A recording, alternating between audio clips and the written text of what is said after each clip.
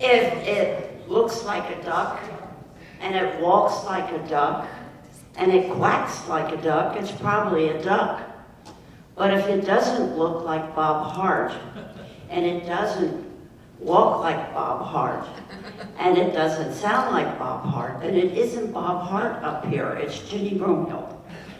You may have heard that our dear Bob Hart, playing tennis, fell and did a nice job on his radius and ulna in his arm, crushed one, broke the other, and is right now in the hospital being operated on and to have a proper cast put on.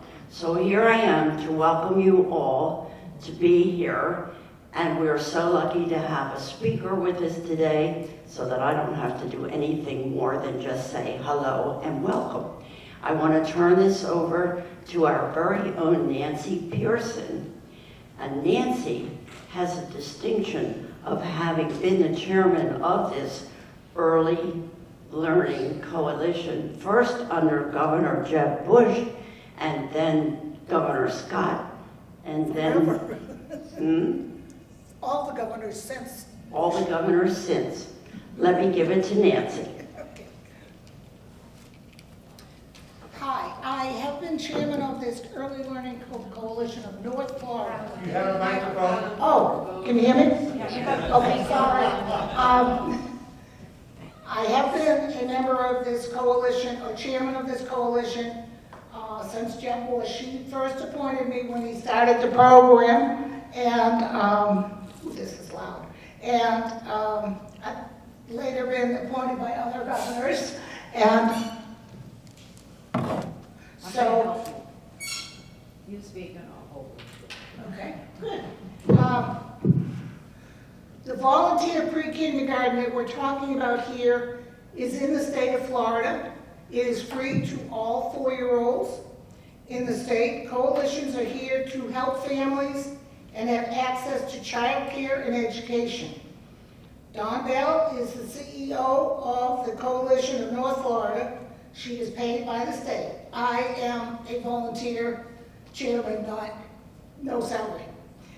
But it's been my pleasure to work with her. And early education, early learning is a wonderful program for 4-year-olds, many of whom would never be able to go to preschool. And so they are at an advantage, which she will tell you about, because they can come to the school. And it's a wonderful program, and in North Florida, as you know, we have a lot of rural people and a lot of people that are financially not too secure at times. So this helps a great deal. Dawn? Sounds good. I will turn my mic on. All right, let's make sure. Can you all of you hear me? Yes. This is so fancy. Usually we're on hand mics. And I know where is my other greeter? I've been told to make brief intro remarks because I do want to make this more of a dialogue. But so many folks, I'm almost 60, so I might be the youngest one in this crowd. But when I grew up, you really didn't go to child care. Your mom didn't work. And here's how you got monitored. If you did anything bad, you didn't have to worry about getting away with it because you weren't. Because all your neighbors knew who you belonged to, and they'd already called your mom or dad or grandma. And so you were already up the road before you got home. I don't think my cousin saw it. We thought we'd get away with stuff, but we didn't. But early learning came about many years ago. It's called child care. It used to be called daycare. Back in the day, daycare was probably glorified babysitting. But today, child care is early learning. And what I didn't know until many years ago is all of us in this room, our brain, 80% was developed in the first 36 months of our lives before we were 4 years old. That didn't mean we could do algebra and all these other things, but it meant the brain development was there. So for kids today, if they don't have that early learning experience, when they get to 4-year-old, what we call in the state of Florida, voluntary pre-kindergarten, I mean, gosh, back in the day, we didn't even have kindergarten. You went to first grade. You started in first grade with the paper, with all the lines, and you learned how to do your letters. Now they have kindergarten, now they have 4-year-old kindergarten. And the reason being is kids are expected to do different things. So going back to that brain development, first 36 months, we encourage everyone to go to childcare, no matter what your fluency is. What the Early Learning Coalition can do is we have something called a subsidy. So if you're a mom, I don't know if any of you still go to the bank. I don't think many people go to the bank anymore. They just do everything online. But if you see one of those nice tellers at Bank of America or SunTrust, they're probably making about $17 an hour. And that means about $37,000 a year. If they have 2 children, they cannot afford childcare. So when I say subsidy, and I say it to a crowd, I know what they're usually thinking. They're thinking housing projects, minorities, African Americans. No, it's people right here. I love to go to the Beach Diner. It's my favorite place to eat when I'm over in this part of the county. Most of those ladies in there, if they have children, would probably qualify as well. So what does the Early Learning Coalition do? We help those families, one, get a subsidy. They're working. This is not a handout. This is you have to be working. How do I know you're working? Because we're checking every 6 weeks to make sure you're still in a job. And you have to be at poverty level. So those moms making 31, if they got 3 kids, maybe 42,000 can get a subsidy. They don't need any other government assistance. Why do we want to do that? This is tax-paying dollars. I mean, I'm straight up honest. It's all of our money. Because when those kids stay in an early learning environment with all of our kids, my child went to child care, not on a subsidy. I think we paid $60,000 in child care before she was 4 years old. Because all of our kids get to school, they're ready to learn. What happens when they're ready to learn? Back in the day, we all know kids that didn't graduate from high school. Some even dropped out in middle school. And you know why they did? Is something didn't happen when they were little. Nobody wants to do anything they're bad at. So when you get to 6th or 7th grade and you don't know how to do math because you've never had an early learning experience, you're not going to school. You're walking up to the school bus. Bye, Mom. Bye, Dad. Coming back.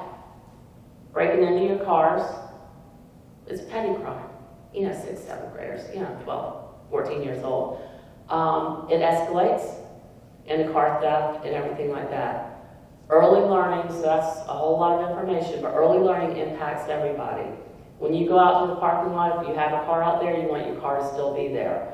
If you don't have kids in early learning, they don't stay in school, they don't stay in high school, and they do eventually become part of the legal system. Residents over there at St. Johns County. Now, VPK, voluntary pre-kindergarten, that's a whole nother story. That in the state of Florida, because Jeb Bush really believes so strongly in that, every 4-year-old, whether your mom is making $20,000, and I always say your mom, because a lot of our clients are in single mom households. So whether mom is making $20,000 or mom and dad are making $200,000, a 4-year-old in the state of Florida has the same experience. They can get a voluntary pre-K. Where does this happen at? It does not happen in the school district. Voluntary pre-K happens at child care centers. If some of y'all are familiar with Catholic Church right here, they're a major voluntary pre-kindergarten provider. Well, who goes there? I don't know how many people are making $20,000 right near that church. These are affluent folks. They're taking their 4-year-old to voluntary pre-kindergarten. Why? Mom can stay home. Maybe mom doesn't need to work. That same 4-year-old, no matter what their economic background is, if their brain's not stimulated and they don't have that experience, and folks are like, but I read to my child. I'm a great parent. I take my child to Barnes & Noble. Well, most kids that stay at home with their stay-at-home parents, because this is what I would have done. If I didn't work, I know the experience my daughter would have had. Half her day would have been spent strapped into a car seat in my back seat. Okay, honey, let's go to Publix. Oh, you know what? Hey, I gotta stop by Ace Hardware. Oh, we gotta run into Lowe's. Oh, you know what, let's go into Dillard's and do some shopping. That would have been her experience for the entire day. Now, I could tell you, I'm a good mom, I'm with my child all day long. But when they go to voluntary pre-K, they're having that educational experience all day long. And I can take myself to Publix, and I can go to Dillard's, and I can come back at the end of the day. My child's ready to see me. So I'd like to have a little, because I don't think a lot of you have 3 or 4-year-old kids. Do you have any 3 or 4?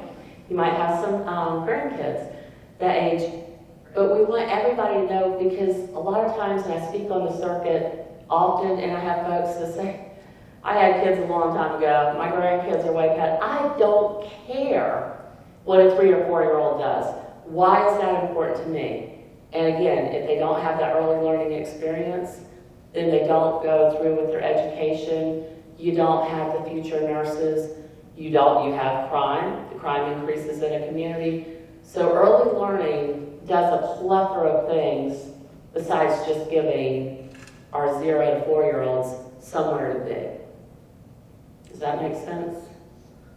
Okay. Now I know Bob had fielded some questions. What do we teach? I mean, I remember thinking before I had kids, I didn't even like kids. I mean, I never dreamed I'd be a mom. I remember leaving movie theaters, I'd hear the kid making, oh God, let's leave this movie theater. So what did I know about kids? Not too much. And then, you decide to have a family and people tell you things and you're just like, okay. And I honestly, what possibly could a 2-year-old learn? You'd be shocked what a 2-year-old can do. I was just in a classroom, we took someone on a tour over in Putnam County. They were studying the seasons, and they had a little, Tupperware type of thing, larger, with sand. And then they had another one where they were cutting out and making snowflakes. And then they were coloring pictures of autumn, not that we ever get autumn in Florida, but we couldn't pretend to have snowflakes in autumn. And then they had flowers for spring. 2 and 3-year-olds, they can do that. Pictures might not be perfect, they're coloring outside of the line, but by the time they're 3 going into VPK, they do learn their letters. They learn motor skills. There's things that are really important, like learning how to cut with scissors. You'd be very shocked how many kids get to kindergarten that they bypassed all those experiences. They don't even know how to hold a pair of scissors. Or we took that for granted. Play-Doh. Kids still play with Play-Doh. That's sensory, that's touching something, moving something. But the biggest experience they get before they're 4 years old is in their social emotional capacity. Is they have to learn how to, but I want to say that, I'll call on you. They learn that response. They learn how to take turns. They learn how to rotate. Let someone else have those toys. I was not an only child. I have a brother that's 6 years younger than me. I can remember when he got brought home, I was thinking, can you send him back? But a lot of times only children don't have that experience if they don't have cousins and others to play with. And so when they do go to early learning, when they get to kindergarten, they know how to stand and wait when it's time to go to lunch. They know how to raise their hand when they want to go to the bathroom. Why are these things important? Because in life you need to learn how to respond to others. You need to be kind. That's the biggest thing. Curriculum. How do these child care providers choose curriculum? Now, the subsidized child I talked about, the mom that's working at Bank of America or SunTrust, and I'm helping pay some of her child care bill, not me personally, my checking account won't handle that, but state dollars that are coming through from the feds, that's not going to her. That never sees her pocket. It goes to whatever child care center she chooses. We cut that check. We cut that check at the end of the month once we know how many days she's attended. But child care centers, these are private businesses. Even though the Catholic Church is not a private business, their child care center is kind of separate. There's Anastasia Baptist over in St. Johns County on the island. But just in St. Johns County, we have 100 child care providers that work with us. In St. Johns County, there's probably 500 to 600 child care providers, just not all of those work with us. Why does not everybody work with us? There's some child care centers that can make $8,000 a year doing preschool. They don't need voluntary pre-K money. They got a wait list. They do not need to work with me. But a lot of the child care centers here do because they're kind and they will take a small amount of school readiness children. Again, the curriculum they choose, that's their choice, but they have to choose from a list. The curriculum, again, is designed for letters. There's got to be a social emotional component. There's got to be even a math component, a science component. And I actually brought y'all a list if you want to look at what the curriculums are. We don't dictate that. The best thing we can tell parents when they're looking, because that's the number one question, well, what's the best child care center? What's the number one? It's where you feel comfortable. Because just as when you all came here to live, you walked in and at some point you felt this was home. When a parent walks into a child care center, if I'm a Jewish faith, I might want my child to go to a center that's, on the grounds of the synagogue. If I'm Baptist, I might want them to go to a faith-based, or Catholic, same thing. If I'm just, the heck with that, my kid's an artist. My kid doesn't care about, my kid's an artist. Well, you might want them to go to what we call a Montessori, where it's a little less structure. Or if you have a child that's just all over the place, you're like, nah, my kid would never get anything done. They need structure. And so the person that picks that child care center would go in, ask what they're teaching, ask how many kids are in the classroom. That's actually regulated by it. They can't get a license if they have. There can only be 10 kids to one instructor under a certain age. When they get a little bit bigger, there can't be more than 15 children to one instructor, but usually two. I don't know about you, but 15 3-year-olds would be more than I'd want to handle on any day, ever. So, and I'm not in the child care business. The Early Learning Coalition, what we tell folks and we tell our board members is this is not a hands-on experience. This is a check-writing administrative experience. We go monitor the child care providers, but other than that, that's as far as it goes. These are private businesses, and they're monitored also by Department of Children and Families for health and safety and other reasons. Questions? At any given time, how many kids are in the program in the county or the state? I can tell you in St. Johns County, just in school readiness, the subsidy that we do, we serve about 1,000 children a month. Now, are there more children? Absolutely. There's always a wait list. But there's about 1,000 children that are on the school readiness program, and they're all over the county. That's just in St. Johns County. Putnam has about 1,200. In the state, we can pull those statistics. I'm only the Early Learning Coalition for 6 counties. I have St. John's, Putnam, Clay, Nassau, Baker, and Bradford. When you get down to Miami-Dade, that's a whole, entity by itself. But there are 30 early learning coalitions in the state of Florida. And so, between the 30 of us, we cover all 67 counties. Is there any way of being sure that children who need preschool get preschool? I mean, if you are 6 years old and you're not going to the first grade, then you're in truancy problems. But if you're 3 years old or 4 years old and not going to a preschool of some sort, then is there any way that parent feels like she or he should be doing this? What compels them to seek preschool education? That's a great question. What compels most people to seek early learning is mainly because both parents work. And so, So it's the parent that seeks it. Oh, yeah. And it's not somebody else that says, you're working, you've got to send your child to Oh, preschool. no. Child care is completely optional. I mean, you know, again, there's a lot of folks that, you know, might be like me. When I grew up, childcare was you're going to grandma's today. And again, childcare was not a big thing, you know, back in the, you know, 60s. But no, that's a parental choice. What drives most childcare is I work, and that's a determining factor is how much mom and dad are making. Childcare is going to run you. I mean, people are like, wow, how do people ever afford to have kids? I have no idea. But childcare is going to run you $14,000 to $16,000 a year. That doesn't include diapers, formula, because that's not, you got to take your own diapers and formula if your infant is in childcare. So if I'm only making $25,000, I'm probably not going to take my child to childcare because it's going to eat up all the money that I bring home.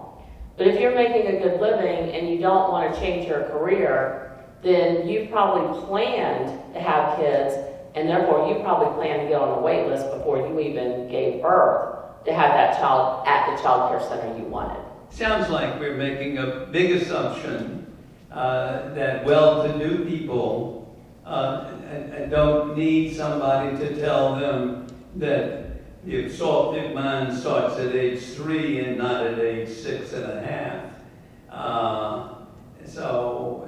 That it looks like we're just ignoring the well-to-do parent as being a good parent, while the person who has a job for $40,000 a year is not a good parent. So you encourage her to send her child to preschool. I worry about all strata of the economic system. Right.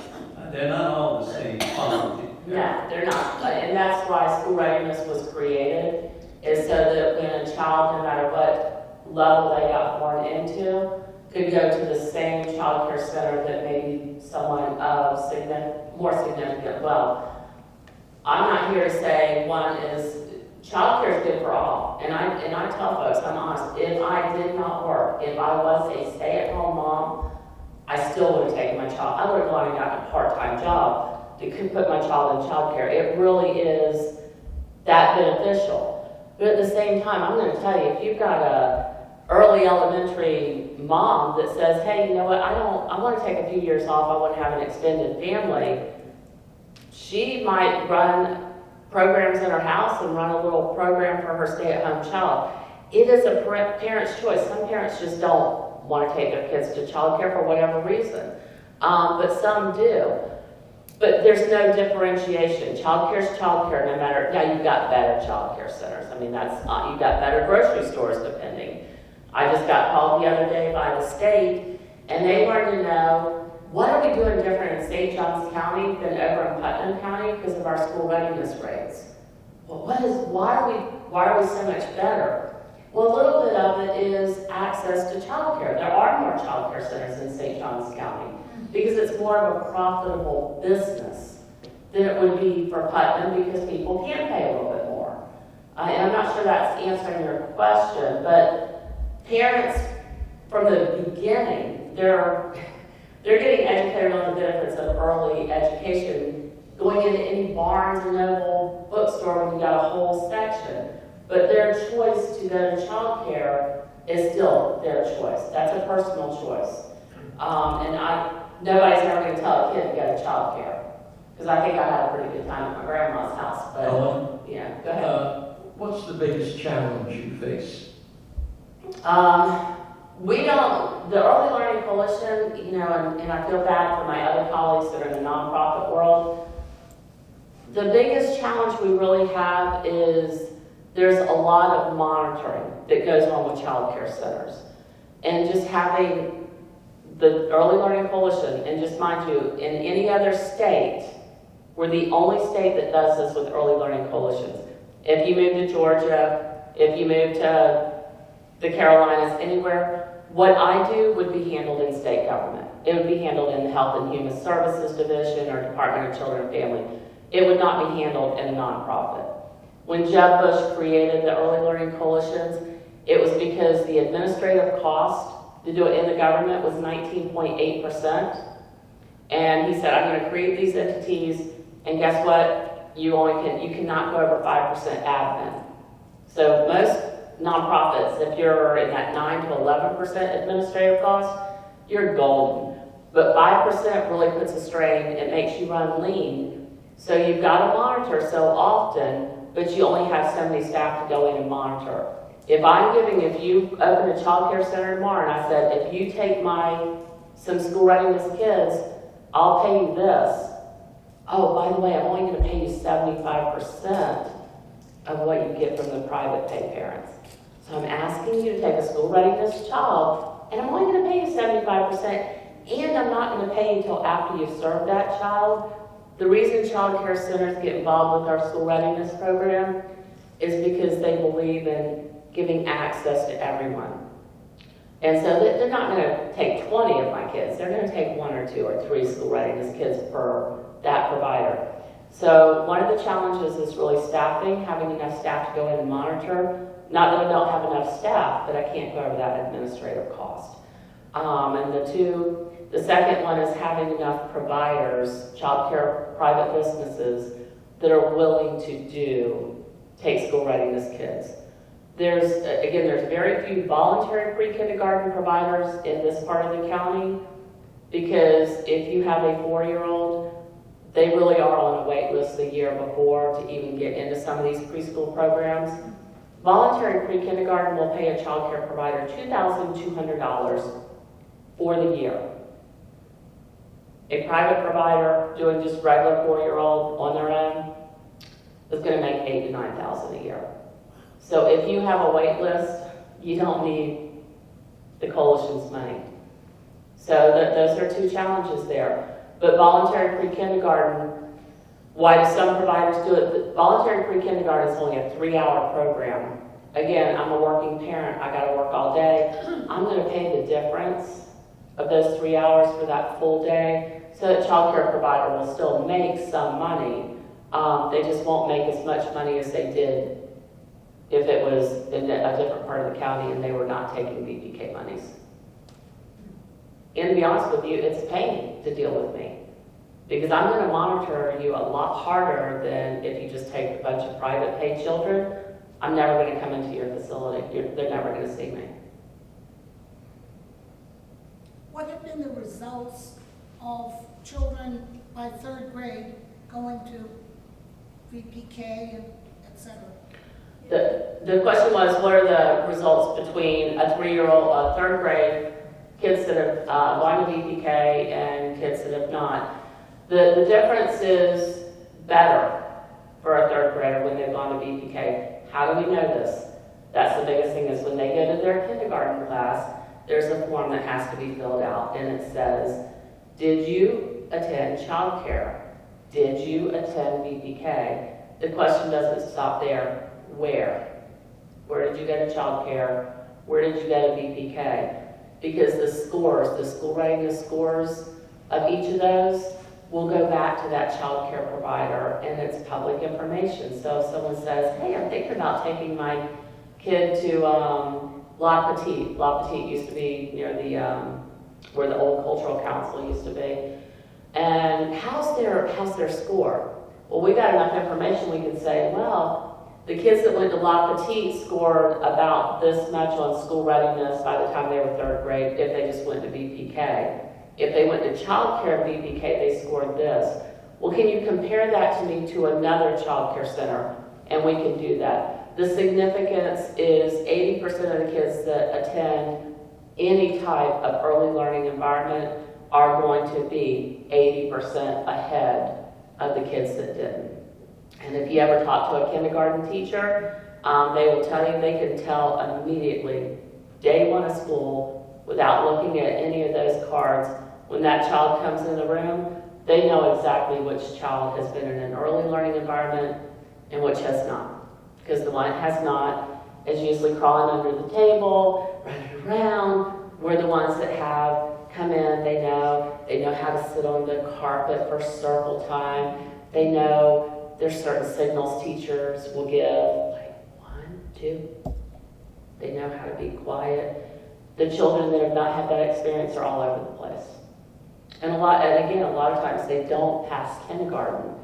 And that's what, I mean, when I read this, again, before I had a kid, I was like, How can you fail kindergarten? You just got started. I mean, you just got started. You can fail kindergarten. And there's a lot of kids that do. And so they get held back. Now, is that a bad thing? Not at all. If you hold them back, basically they got the VP, voluntary pre-kindergarten experience in kindergarten, and then they'll do it a second time. And that child will go on to achieve okay. But again, if they miss that first 36 months, there's absolutely nothing that parent can do, and they can put them in the best environment ever. There's nothing that child's going to ever do to catch up to the child that had an early learning experience.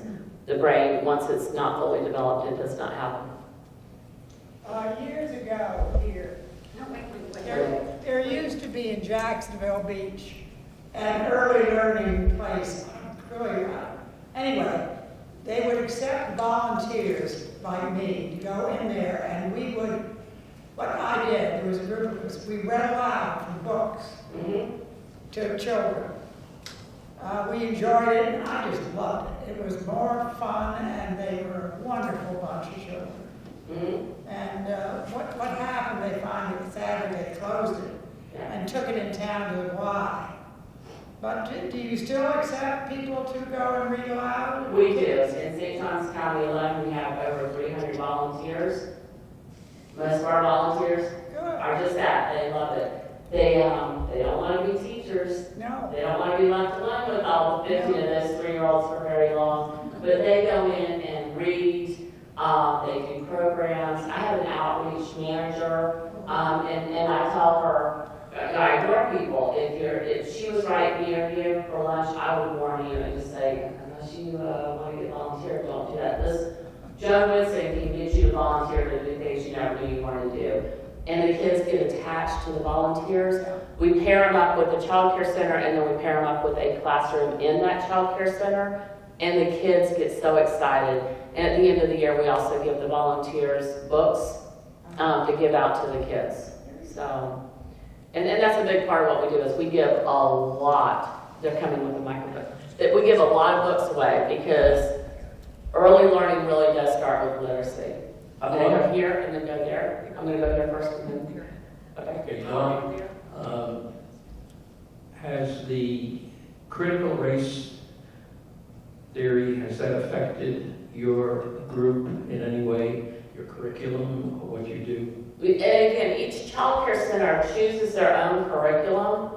And Bob did pose that question to me, and I was like, wow, that's a good question. I have no idea. So I did have to ask my folks that go in and monitor. We have not seen that in St. Johns County.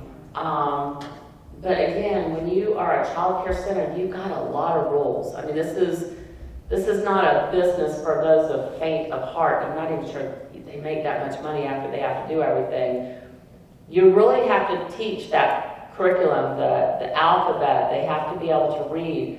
Because going back to Nancy's question, their school readiness score, how school ready that child is going to reflect on that business. And so if you're doing, I'm not saying they can't do additional, just like the faith-based child care centers, they might teach some Bible verses. They might do some things like that. But that has to be in addition, because that's not what's going to get tested on the school readiness rate. The school readiness rate is going to test, can you read, can you write, can you do certain levels of science? So we have not seen that here. But again, that's why we tell parents, go to the child care center, ask, what do you teach? A lot of the child care centers here will follow what they call the STEM, the science, technology, mathematics, but they really concentrate hard on literacy. Because that's really good. If you can't read, honestly, you can't learn. There's nothing, I don't care how bright you are, if you can't read, there's nothing, you're not going to do well. You just won't make it. Go ahead. Dawn, Yes. you're here. Let me go here first because she was here, and then let me come to you. Okay. What are the ways that you're getting to the parents of 2-year-olds and 3-year-olds? Is it through the pediatrician's office to tell them about this, or churches, or how are you doing this? Well, a lot of times we don't, because our job is not necessarily promoting early learning. Our job is the oversight of school readiness and voluntary pre-K. So if a parent qualifies for school readiness in that income category, most of the time, because that's the question I get asked, well, how don't you advertise? Well, I have 1,200 people on a wait list. So advertising would not be really good PR. Hi, come apply to me. Oh, you can sit on the wait list for a year. Most folks know it. They're going to child care centers and, when they're pregnant and you're shopping and you're like, $1,200 a month? Are you kidding me? And then what we do is educate the child care centers so that they can say, hey, why don't you call the Early Learning Coalition? You might qualify for a subsidy. So that's how they're getting the information. In terms of early learning, the importance of reading, that happens at the pediatrician's office. Unless there are kids, meaning the kids we serve, we would never see those parents. Hi, Dawn, I'm sorry, I didn't mean to interrupt, but I've had my hand up for ages. I did not see you out of my I'm over here behind the camera, so I finally got my own mic. I have a question concerning those children that come from families that do not speak English.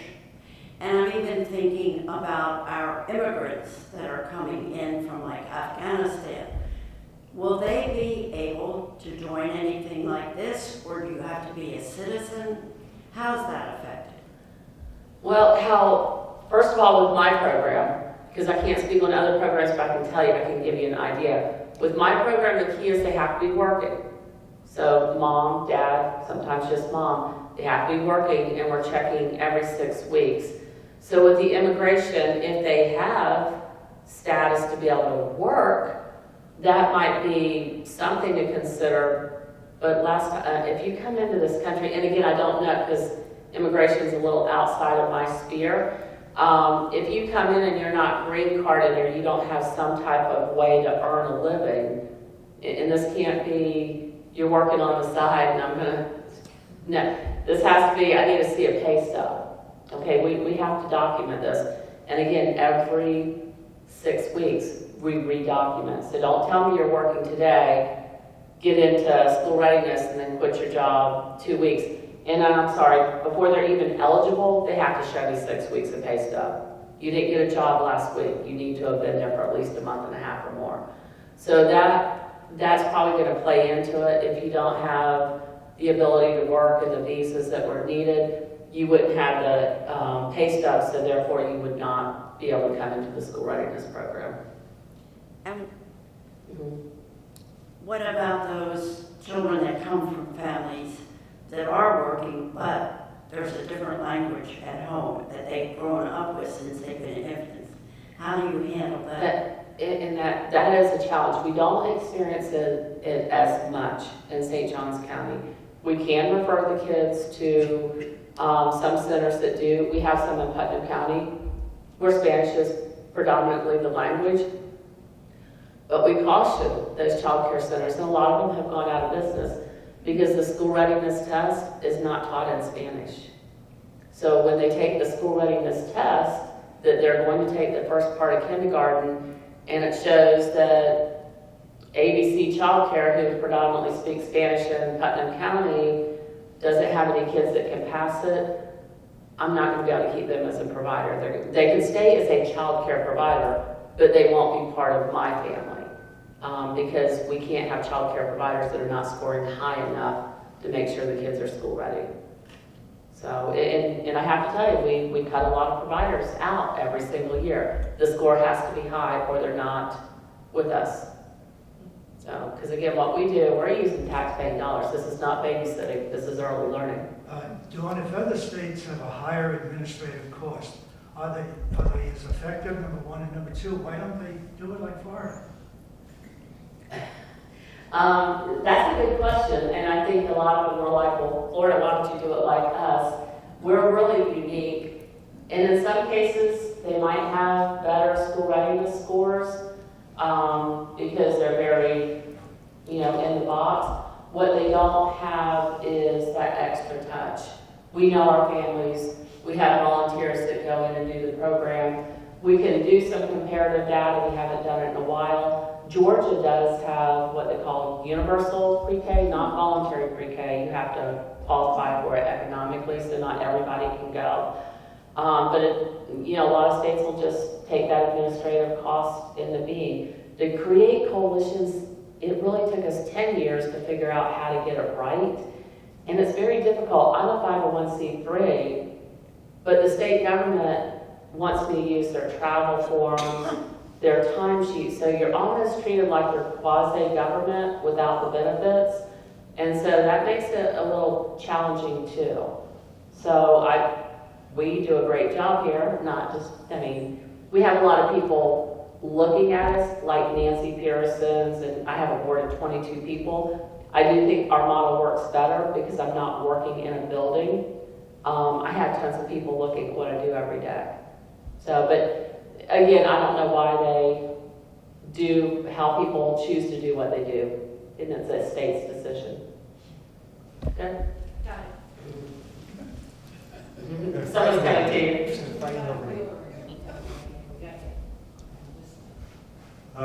The program that the President Biden is now pushing, which is, I understand, universal, would be true for everybody across the country?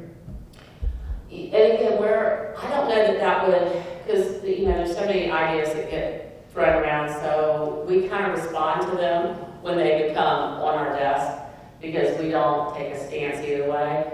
The nice thing about the early learning coalitions is we've gone through Democrats and Republicans lots of times. It's one of the programs at the DC level they seem to love because it keeps parents working.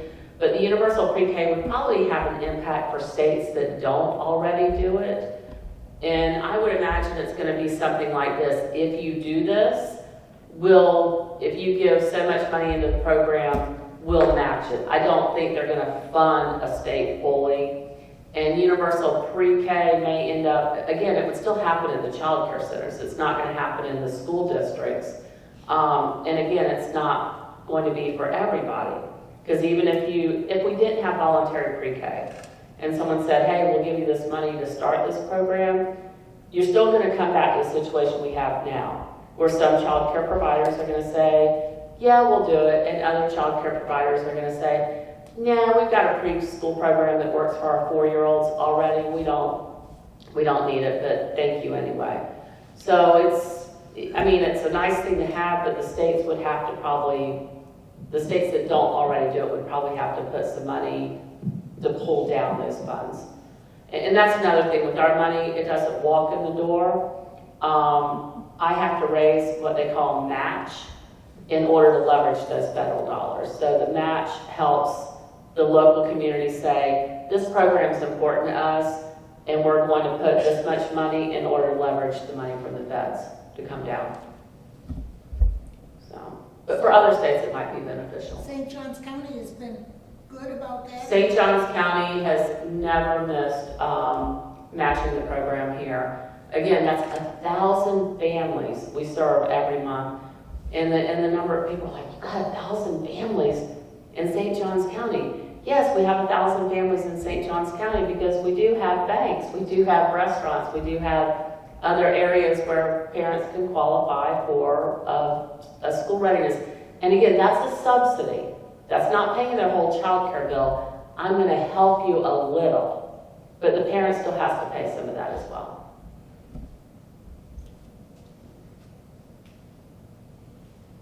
Is it, Oh. I got you.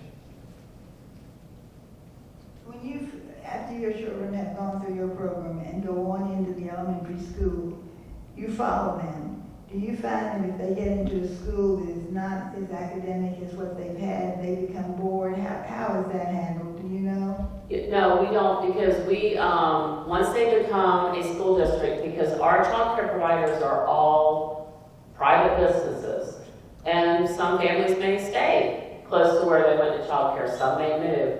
Up in Jacksonville, that's a different coalition. They may be here at the Naval Air Station for a little while, and then they may move to another state. So there's no mechanism to track the children from kindergarten to 12th because we're funded by the government, but we're not government, so we don't have access to those databases. But I know there is there's been conversations for years, how can we track this? How can we track the child? We know where they went to childcare at, and we get our school readiness rate. What we don't get access to is the kindergarten through 12 databases. They don't share that with us. I was wondering, just from a personal level, whether or not you have tracked the performance of those children who went to preschool, Montessori preschools compared to the non-Montessori preschools. We wouldn't necessarily track it that way. What we would track it with is when, is it Palm Valley, Palm Valley, is that the elementary school here?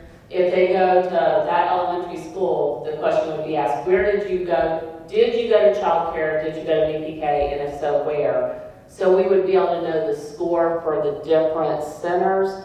If a parent said, hey, can you tell me the difference between that childcare center and this childcare center, we would be able to do that. But we wouldn't necessarily put all the Montessori programs in one pot, non-Montessori, faith-based. We don't separate them out that way because, again, it's a parent's choice, and they might just be, it's between this childcare center and that childcare center. But again, what I would tell them is the rates are one thing, but the rates take a lot of factors in because everybody gets rated. If you have a special needs child, they're getting rated just the same with the mainstream child. So a lot of these childcare centers, and especially some of the Montessori, will take children that might be on the autism spectrum, but that may skew their numbers where they look maybe not as school ready for whatever reason, but that doesn't mean they're not a good center. It just fit better for that group of kids than another group of kids. And when that parent goes in, they know. I mean, your gut tells you, yeah, no. And you will go and visit other centers. You know immediately the center you had a chance to volunteer in, you know if it works, you know your kid better than anything. And that's what we always, the child's first teacher is mom and dad. And you know if your child is Montessori, I would have loved it. Again, my child needed to be, should have sent her to military school, but she needed to be some structure. She would have just, been on her own all day. So no, we don't do it quite to that level. But I do want to, special needs is another challenge we have because when you have a special needs child, a child care center runs on a shoestring and a prayer often. Again, it's a tough business, but it's people that do it. They do it because they love kids. But a lot of kids that are not able to be mainstream can't find a place in a child care center. Because if you have to have 10 or 15 kids, you can't have one child that's going to take a lot of your attention. It just doesn't work, and you can't charge that parent more. The fee is what it is. And so we do work with places like the ARC. They're over on the St. Augustine side, and they have the Therapeutic Learning Center that kids can go. They're a separate organization from me. But that's another thing we do. We do a lot of resource and referral. If a parent calls, we can help them find a place for them. Are you saying that the Montessori schools are more for special needs Oh, children? no. I'm not saying that at all. I'm saying if you had a special needs child and you wanted them to be in what we would call a mainstream child care center, that's often hard to find. The school readiness score that you get in kindergarten doesn't just score the mainstream child. We do have voluntary pre-kindergarten programs, just a few of them, in the school district. And when we have them in the school district, a lot of those are 50-50, where half of those children, this is not Montessori, this is in the school district, are special needs. But when you look at the school readiness rate, you might say, wow, Palm Valley, gosh, why are their school readiness rate's not near as good as, the church up the street, because everybody gets tested on that school readiness, so it can skew. All I was saying is a Montessori might be a fit for some folks, but it's a fit for lots of folks, but they might be inclined to say, I can take your child, I can make it work. And then you're like, well, I want my kid to go to Montessori, I think it's better. And then you look at their school readiness, why is the readiness rate? It might just be skewed because they might have had a mixed population. So now I'm a big fan of Montessori, so yeah. Other questions?